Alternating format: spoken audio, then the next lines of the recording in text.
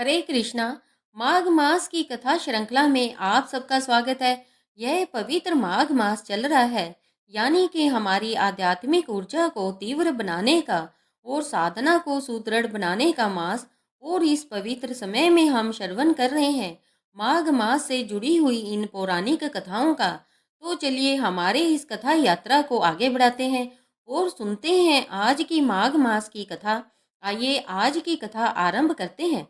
तीर्थानुमतं तीर्थं विशुद्धमनसः पुनः न जलादेहस्य स्नानितः विधतः सत्यं तीर्थं क्षमा तीर्थं तिथेन्द्रं निग्रह स्नातो यो दम स्नात शुच स्निग्ध धमना। राजा दिलीप ने पूछा, हे मुनि, आप इक्ष्वाकु वंश के गुरु और महात्मा है, आपको नमस्कार है। माघ स्नान में संलग्न रहने वाले पुरुषों के लिए कौन कौन से मुख्य तीर्थ है, उनका विस्तार के साथ वर्णन कीजिए, मैं सुनना चाहता हूँ। तब ऋषि वशिष्ठ ने कहा, हे राजन, माघ मास आने पर व्यक्ति को बाहर जहाँ कहीं भी जल हो उसे सब ऋषियों ने गंगा जल के समान बताया है, लेकिन फिर भी मैं तुमसे विशेषतः माघ स्नान के लिए मुख्यतः और उत्तम तीर्थों का वर्णन करता हूँ। पहला है प्रयागराज। वह बहुत ही विख्यात तीर्थ है।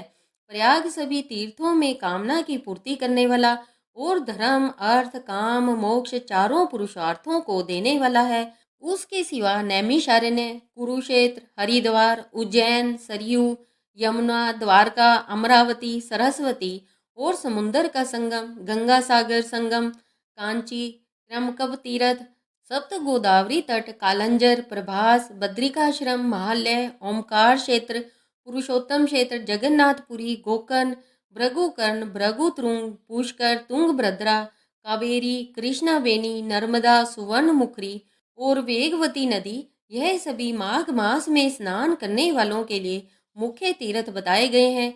गया नामक जो तीर्थ है वह पितरों के लिए तृप्तिदायक और हितकर है। यह सारे भूमि पर विराजमान तीर्थ है जिनका मैंने तुम्हें वर्णन किया। हे राजन, अब मानस तीर्थ के बारे में सुनो। उनमें भली भांति स्नान करने से मनुष्य परम गति को प्राप्त होता है। और यह मानस तीर्थ है सत्य, क्षमा, इंद्रिय निग्रह, सर्वभूत दया, आरव यानी सरलता, दान दम संतोष, मनोनिग्रह, ब्रह्मचर्य नियम पालन, मंत्र जप, प्रिय भाषण, ज्ञान, धैर्य, अहिंसा, आत्म ध्यान और शिव स्मरण, यह सारे मानस तीर्थ बताए गए हैं। मन की शुद्धि सभी तीर्थों से उत्तम तीर्थ है। शरीर से जल में डुबकी लगा लेना ही स्नान नहीं कहलाता। जिसने मन और इंद्रियों के संयम में स्नान किया है वास्तव में उसी का स्नान सफल माना जाता है, क्योंकि वह पवित्र और स्नेह युक्त चित्त वाला माना गया है। जो लोभी, चुगलखोर, क्रूर, दंभी और विषय लोभ है, वह संपूर्ण तीर्थों में स्नान कर कर भी पापी और मलिन ही बना रहता है। केवल शरीर की मैल छुड़ाने से मनुष्य निर्मल नहीं होता, मन की मैल धुलने पर ही वह अत्यंत निर्मल होता है। जलचर जीव जल में ही जन्म लेते हैं और उसी में मर जाते हैं, लेकिन फिर भी वे इससे स्वर्ग में नहीं जाते, क्योंकि उनके मन की मैल नहीं धुलती। विषयों में जो अत्यंत आसक्ति होती है उसी को मानसिक मल कहते हैं। विषयों की ओर से वैराग्य हो जाना ही मन की निर्मलता है। दान, यज्ञ, तपस्या, बाहर भीतर की शुद्धि और शास्त्र ज्ञान, यह भी तीर्थ है। अगर अंतःकरण का भाव निर्मल हो तो यह सब के सब तीर्थ ही है।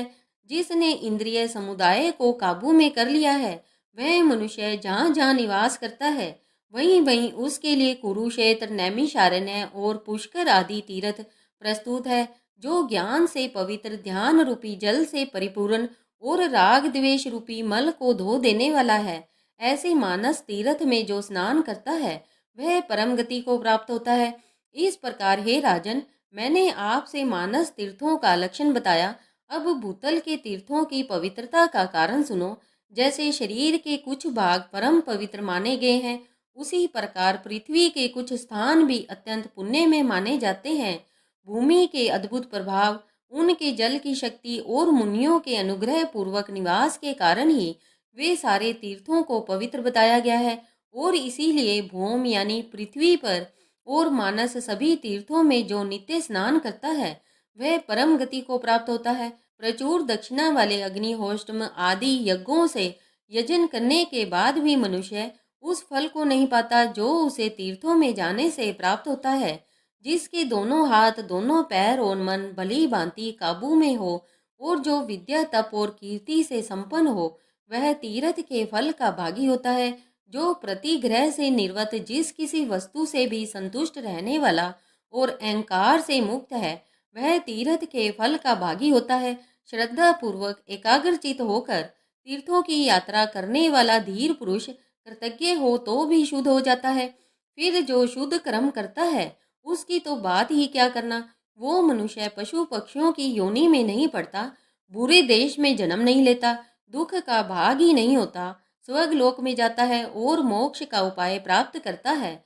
अश्रद्धालु, पापात्मा, नास्तिक, संशात्मा और केवल युक्तिवाद का सहारा लेने वाला, यह 5 प्रकार के मनुष्य तीर्थ फल के भागी नहीं होते। जो शास्त्रोक्त तीर्थों में विधि पूर्वक विचरते हैं और सब प्रकार के द्वंद्वों को सहन करते हैं, वे धीर मनुष्य स्वर्ग लोक में जाते हैं। तीर्थ में अर्ध और आह्वान के बिना ही श्राद्ध करना चाहिए। वह श्राद्ध के योग्य काल हो या ना हो, तीर्थ में बिना विलंब किए श्राद्ध और तर्पण करना उचित है। उसमें विघ्न नहीं डालना चाहिए। अन्य कार्य के प्रसंग से भी तीर्थ में पहुंच जाने पर स्नान करना चाहिए। ऐसा करने से तीर्थ यात्रा का नहीं, परंतु तीर्थ स्नान का फल अवश्य प्राप्त होता है। तीर्थ में नहाने से पापी मनुष्यों के पाप की शांति होती है। जिनका हृदय शुद्ध है, उन मनुष्यों को तीर्थ शास्त्रोक्त फल प्रदान करता है। जो दूसरों के लिए तीर्थ यात्रा करता है, वह भी उसके पुण्य का 16वां अंश प्राप्त करता है। कुश की प्रतिमा बनाकर तीर्थ के जल में उसे स्नान कराए। जिसके उद्देश्य से उस प्रतिमा को स्नान कराया जाता है, वह पुरुष तीर्थ स्थान के पुण्य का 8वां भाग प्राप्त करता है। तीर्थ में जाकर उपवास करना और सिर के बालों का मुंडन करवाना चाहिए। मुंडन से मस्तक के पाप नष्ट हो जाते हैं। जिस दिन तीर्थ में पहुंचे, उसके पहले दिन उपवास करना चाहिए और दूसरे दिन श्राद्ध और दान करना चाहिए। तीर्थ के प्रसंग में मैंने श्राद्ध को भी तीर्थ बतलाया है। यह स्वर्ग का साधन तो है ही, लेकिन मोक्ष प्राप्ति का भी उपाय है। इस प्रकार नियम का आश्रय लेकर माघ मास में व्रत करना चाहिए। उस समय ऐसे ही तीर्थ यात्रा करनी चाहिए। माघ मास में स्नान करने वाला पुरुष सब जगह कुछ न कुछ दान अवश्य करे। और इस माघ मास में क्या दान करना चाहिए, यह हम सुनेंगे हमारी इसी माघ मास की माहात्म्य दर्शाती हुई सुंदर पौराणिक कथा श्रृंखला की अगली कड़ी में कल प्रातःकाल। और उसे सुनने के लिए अगर अभी तक आपने अपने चैनल त्योहार गाइड को सब्सक्राइब नहीं किया है, तो आपके अपने चैनल त्योहार गाइड को सब्सक्राइब कर कर रखिएगा, नोटिफिकेशन ऑन रखिए, क्योंकि कल आने वाली कड़ी में आप जान पाएंगे कि आखिर माघ मास में किन किन वस्तुओं का दान करना चाहिए। इसी प्रार्थना के साथ आज की इस कथा को यहीं पर विराम देते हैं और मिलते हैं कल प्रातःकाल इसी कथा श्रृंखला की अगली कड़ी के साथ। हरे कृष्णा हरे कृष्णा हरे कृष्णा।